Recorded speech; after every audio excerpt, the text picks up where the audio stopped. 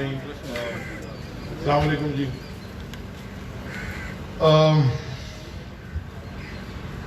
پہلے تو میں شوق ہے نو میں چلا گیا جب میں ادھر آیا کہ مجھے بالکل بھی اس کا بالکل اندازہ نہیں تھا کہ یہ کوئی گھوٹ میں ایک ایسا state of the art type ایک سینٹر ہے. اور میں آپ کو سچ بتاؤں, تھوڑی دیر بند بھول جاتا ہوں نا, لکھ کے نہیں آتا. میں آپ کو سچ بتاؤں, مجھے اس بیماری کا پتہ بھی نہیں تھا. اور میں آپ کو ایک اور بات سچ بتا دیتا ہوں, جو پاکستان میں صاحب حیثیت لوگ ہیں نا, جو ڈاکٹر نہیں ہیں, صاحب حیثیت ہیں, ان کو بھی اس بیماری کا پتہ نہیں ہوگا. اصل میں پاکستان میں جو صاحب حیثیت لوگ ہیں ان کو آدھے سے زیادہ بیماریوں کا پتہ ہی نہیں ہے جو اصل میں عوام فیس کرتی ہے. تو اس سے پہلے میں کچھ اور بات کروں, پہلے میں ڈاکٹر صاحب سے پوچھنا چاہتا ہوں کہ انٹروڈکشن کس کا کرا رہی تھی, کہ میں تو پریشان ہو گیا یہ کون شخص ہے. میں دیکھ رہا تھا اتنے سارے کام کس نے کیے, میں نے تو نہیں کی. لیکن آپ کا بہت بہت شکریہ, خاص طور پہ شکریہ میں شروع میں ہمیشہ ادا کرتا ہوں. میں چیئرمین پورٹ قاسم آپ کا بھی شکریہ ادا کرنا چاہتا ہوں کہ آپ نے مجھے یہاں آپ لے کے آئے. اور سب سے زیادہ شکریہ جو اسٹیج پہ سارے میرے ڈاکٹرز ہیں, اور وہ ایک مسنگ ہیں جنہوں نے شروع میں تقریر کی تھی, وہ کہاں ہیں؟ ڈاکٹر شیر صاحب, وہ کہاں ہیں؟ آپ یہاں نہیں آئیں گے تو میں تقریر نہیں کروں گا. پھر یہ بھی میری بھی ضد ہے, میں بڑا ضدی آدمی ہوں.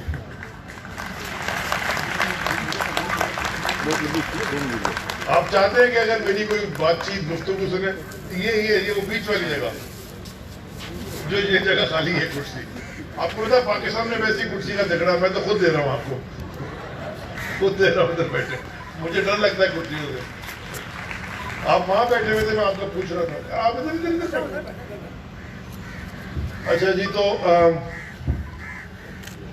یہ بڑی ایک امیزنگ تھی. اور یہ جو اسپیشل لوگ ہیں جو ادھر بیٹھے ہوئے ہیں, مجھے یہ بھی پتہ چلا ہے, ابھی پتہ چلا کہ میرے سسرال سے بھی تعلق ہے ڈاکٹر صاحب آپ کا, اور یہ میرے سسر کو ساری رپورٹ دیں گے. تو جو بھی میں نے کہنا ہے ٹھیک ٹھیک سوچ سمجھ کے کہنا ہے. دیکھیں جی,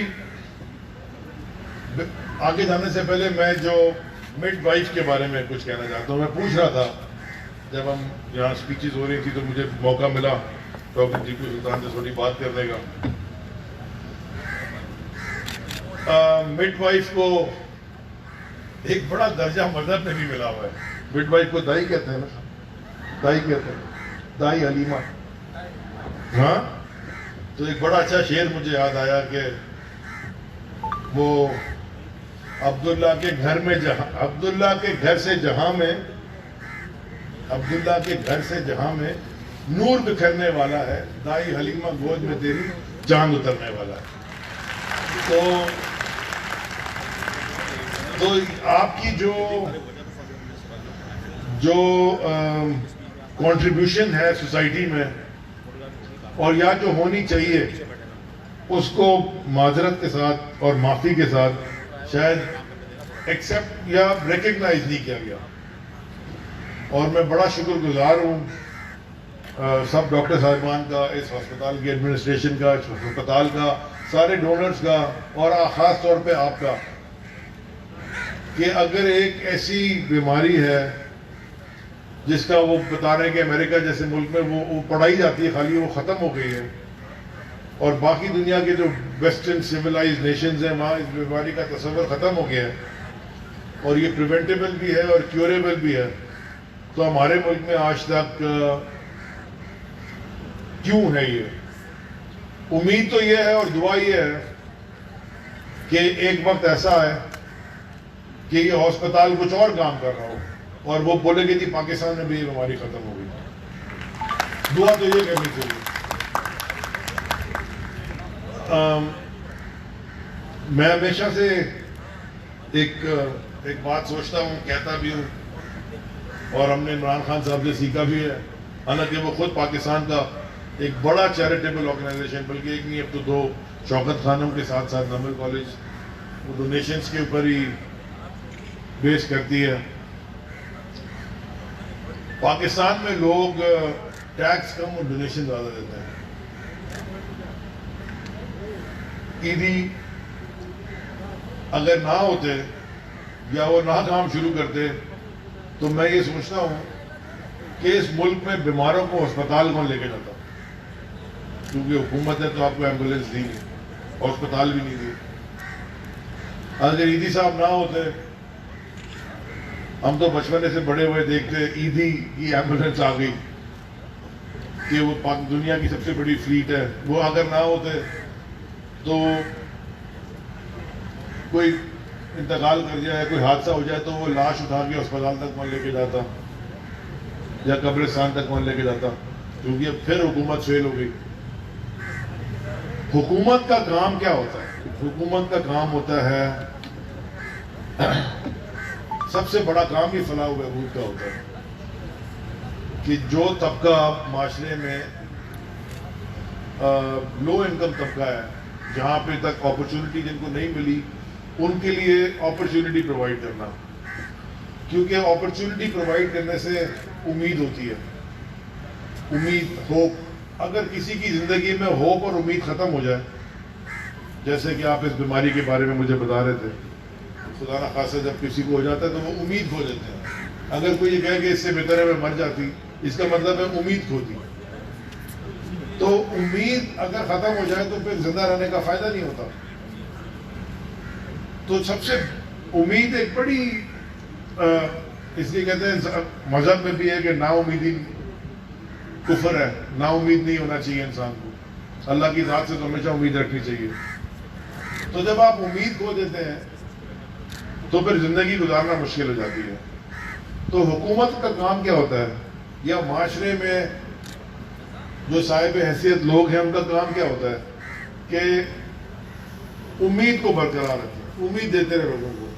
तो ये जो आप यहाँ काम कर रहे हैं, सबसे बड़ा काम आप ये कर रहे हैं डॉक्टर साहिबान, कि आपने लोगों को उम्मीद दी है और उम्मीद के साथ साथ सोल्यूशन भी दिया है कि अगर उनके साथ ये ज्यादती हुई है और उनकी शादियाँ छोटी छोटी उम्र में हो गई हैं और जो भी हाल है, तो वो इट इज क्योरेबल, मतलब वो ना उम्मीदी ना करें। इसलिए मुझे छोटी सी एक प्यारी सी बच्ची आई थी, मैं आपसे भी बेटा कहूँगा आप भी मैसेज दें, क्योंकि आपने बड़ी बहादुरी से यहाँ पे आके बताया। मैंने चश्मे इसलिए पहने थे कि मेरी आंखें गीली हो रही थी, मैं नहीं देखना चाह रहा था कि मीडिया मुझे रोता हुआ दिखाए, इसलिए मैंने चश्मे पहन लिए थे। ना उम्मीद नहीं होना, हमेशा उम्मीद रखना। एक मैं आपको कल रात भी कई बात हो रही थी, अब मुझे याद आ गया तो मैं बताते जाऊँ। देखिए, दो चीजें याद रखें, जो अल्लाह से करीब तर होता है ना, सबसे बड़ी आजमाइश उससे ज्यादा होती है। अगर आप तारीख पढ़ लें, इंसान की तारीख पढ़ लें, तो सबसे करीब अल्लाह से अल्लाह के पैगंबर थे, 1,24,000 पैगंबर है। आप 2, 3, 4 जो पैगंबर हैं, आप उनकी मिसाल ले लें। आप हजरत ईसा की मिसाल ले लें। हजरत ईसा को कितनी बड़ी आजमाइश थी और उनको अल्लाह ने क्या दिया था कि मुर्दे भी उठा लेते थे, चोर भी दिया था हाथ में, लेकिन आजमाइश ये थी कि उनकी जवानी में उनको सूली पे चढ़ाया। ये आजमाइश थी सब्र की। आप हजरत मूसा का वाकया पढ़ लें, उनकी दास्तान पढ़ लें। फिरौन ने कहा कि जितने बच्चे पैदा हुए हैं सबको मार दो, क्योंकि किसी नजूमी ने उसको कहा कि कोई बच्चा पैदा होगा जो तुम्हारी बादशाह को गिराएगा। तो हजरत मूसा अलैहिस्सलाम की वालिदा ने उनको दरिया में बहा दिया और खुद जाके फिरौन के पास नौकरी शुरू कर दी। और हजरत मूसा की परवरिश उनकी वालिदा ने की, लेकिन उनकी वालिदा बन के नहीं, उनकी नौकरानी बन। ये तारीख है। वो भी अल्लाह से करीब थे, मतलब अल्लाह से बात भी करते थे, लेकिन उनकी आजमाइश थी। आप हमारे पैगंबर सल्लल्लाहु अलैहि वसल्लम की तारीख देख लें। जो यहाँ पे सब बैठे हुए हैं, جن کے ماں باپ حیات ہیں دعا کریں کہ ان کے ماں باپ کا سایہ ہمیشہ ان کے اوپر رہے. لیکن ماں باپ سے بڑی نعمت نہیں ہوتی. اور جن کے انتقال کر کے ان سے پوچھیں چاہے وہ عمر کے کس بھی حصے میں ہوں. میرے والد 85 سال سے اوپر ہے, وہ آج بھی وہ کہتے ہیں کہ میرے والد یا میری والدہ جب تو عمر کے کسی بھی حصے میں ہو, ماں باپ کے لیے وہ بچہ بچہ ہی ہوتا ہے. تو اتنی بڑی آزمائش میں ڈالا رسول اللہ صلی اللہ علیہ وآلہ وسلم کو کہ ان کی پیدائش سے پہلے ان کے والد کا انتقال ہو گیا. اور جب وہ 4 یا 6 سال کے تھے تو ان کی والدہ کو اللہ تعالیٰ نے بلا لیا. تو ایک ماں باپ کا پیار ان کو نہیں ملا جو ہمیں ملتا ہے, لیکن اللہ نے اپنا پیار ان کو دیا, محبوب کا ریپلیس کیا. تو جو اللہ سے قریب ہوتا ہے اس کی سب سے زیادہ آزمائش ہوتی ہے, اور وہی ٹیسٹ ہوتا ہے. وہ ایک کسی نے پوچھا حضرت علی سے آگے کہ ایک مصیبت آ گئی ہے تو مجھے کیسے پتا چلے گا کہ یہ عذاب ہے کہ آزمائش ہے. ایک بڑا سوال ہے کہ میں ایک مشکل میں مبتلا ہوں, یہ مجھے کیسے پتا کہ یہ میرے پہ اللہ کا عذاب ہے کہ اللہ مجھے میری آزمائش کر رہا ہے, میرے سے امتحان لے رہا ہے. اس کا جواب بڑا آسان تھا, جو مشکل آپ کو اللہ سے دور کر دے وہ عذاب ہے, اور جو مشکل آپ کو اللہ سے قریب کر دے وہ آپ پہ آزمائش ہے. ایک اور قصہ سنا کے پھر میں ایک آدمی آیا, اس نے کہا کہ جی میں ایتھیسٹ ہوں, مجھے اللہ میں یقین نہیں ہے, مجھے بتائیں کہ اللہ کہاں ہے. آپ کہہ رہے ہیں اللہ ہے, مجھے اللہ پہ یقین کرائیں.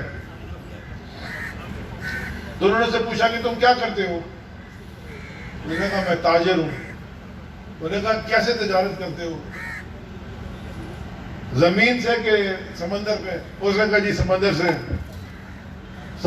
کرتے. تمہارے پاس کشتی ہے؟ اس نے کہا جی کشتی ہے, یہاں سے مال بھرتا ہوں, سمندر پار جاتا ہوں, وہاں سے مال لے کے یہاں آتا ہوں. اس زمانے میں بارٹر ہوتی تھی زیادہ. انہوں نے کہا اچھا, تو کبھی تم کسی کشتی میں کبھی مشکل میں پھنسے؟ انہوں نے کہا ہاں, ایک دفعہ طوفان آیا تھا. تو طوفان میں کیا ہوا؟ انہوں نے کہا جی میری کشتی ٹوٹ کے ڈوب گئی اور میرا سارا مال بھی ڈوب گیا. انہوں نے کہا اچھا, پھر تم کیسے بچے؟ اس نے کہا میں جب پانی کے اوپر سے نکلا تو ایک کشتی کے ٹوٹے ہوئے لکڑی کا تخت تھا, ایک حصہ, میں نے اس کو پکڑ لیا اور اس کو پکڑ کے میں نے اس کو چھوڑا نہیں. طوفان جب ختم ہو گیا تو وہ مجھے تختہ ساحل کے کنارے لے آیا. اس تختے نے میری جان بچائی. تو انہوں نے پوچھا کہ جب تختہ تم نے پکڑا تو تم نے کیوں تختہ پکڑا؟ انہوں نے کہا جی تختہ میں نے اس لیے پکڑا کہ مجھے ایک اندر سے آواز آ رہی تھی کہ تختہ پکڑ کے رکھو گے تو ڈوبو گے نہیں. تو انہوں نے کہا وہ امید تھی. اس نے کہا مجھے امید تھی کہ میں بچ جاؤں. تو انہوں نے کہا یہ اللہ کی بات, یہ ہے امید. تو امید اگر آپ رکھیں گے, کوئی دنیا میں چیز امپاسبل ہے.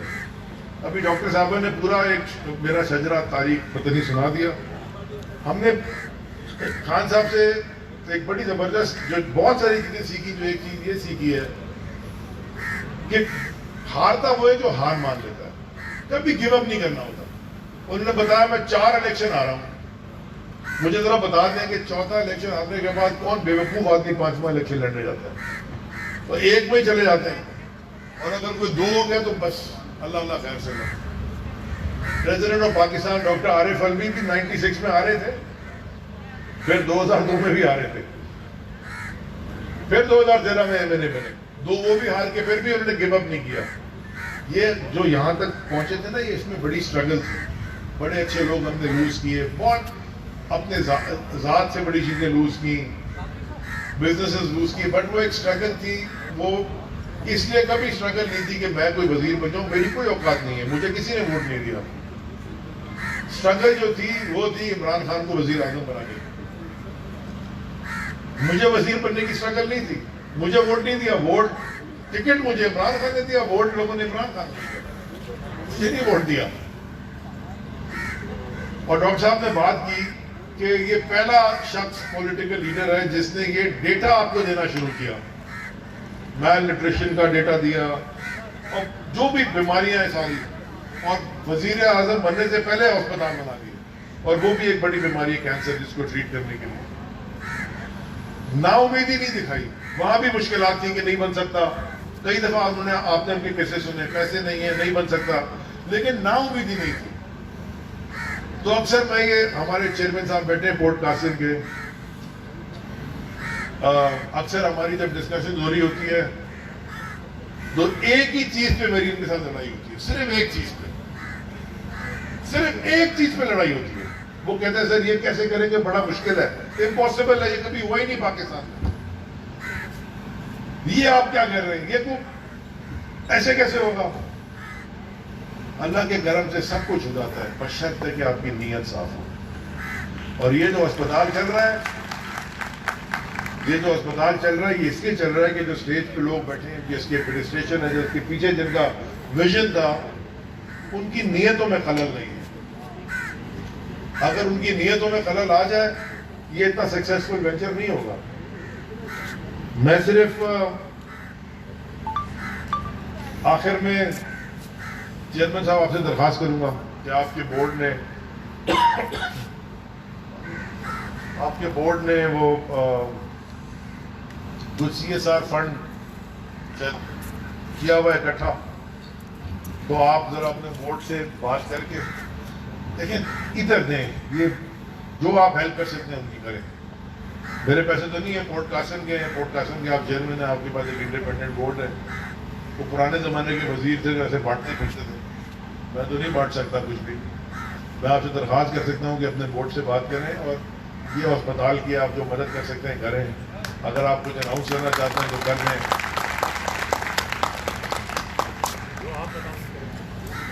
آپ بتا دیں کیا اناؤنس کرنا ہے, میں کر دیتا ہوں. میں تو نہیں کروا لیں, ادھر آگے ابھی میں کرواتا ہوں ان سے. آپ سوچ لیتی دیر آپ نے کیا اناؤنس کرنا ہے, وہ بھروسہ نہیں ہے آپ کو. یہ بھی کمال ہو گیا. کوئی بات نہیں, سب گھروں میں یہ ہوتا ہے. تو یہ میں خاص طور پہ جو ہماری پیچھے مڈ وائف بیٹھی ہیں, کہ میں آپ کا خاص طور پہ گورنمنٹ آف پاکستان کی طرف سے بلکہ پوری پاکستان کی قوم کی طرف سے شکریہ ادا کرنا چاہتا ہوں کہ آپ ایک میرا مطلب معجزہ بند ہو گیا, بجلی چلے گئی ہے پاکستان میں آ گئی. آپ جو کام کر رہی ہیں اس کا اللہ اجر آپ کو یہاں بھی دے گا اور انشاءاللہ آخرت میں بھی دے گا. اور ڈاکٹر ٹیپو انشاءاللہ اس سے بڑا فارم ہاؤس آپ کو ملے گا, کیونکہ یہ فارم ہاؤس آپ نے اسپتال میں کنورٹ کر دیا ہے. یہ بڑے دل گردے کی بات ہے. لوگ یہاں چاول کا دانہ نہیں دیتے کسی کو. تو I am very happy to be here. میں فخر محسوس کر رہا ہوں کہ آپ کھڑے ہو کے آپ سے بات کروں. جو مجھ سے ہو سکے گا ہم کریں گے. چیئرمین صاحب اناؤنس کرنا چاہتے ہیں تو آپ ابھی آ کے بتا دیں تو میں اناؤنس کر دیتا ہوں.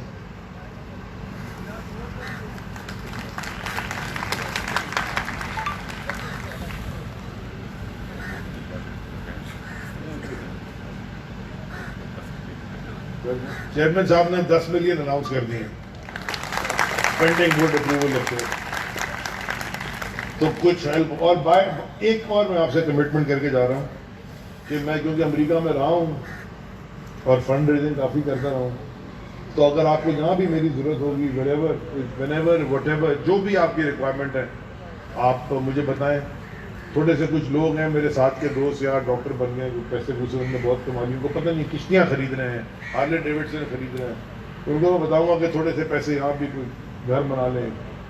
تو جہاں بھی میں ہیلپ کر سکتا ہوں میں آپ کی ہیلپ کروں گا. ونس اگین بہت شکریہ آپ نے مجھے یہاں دعوت دی.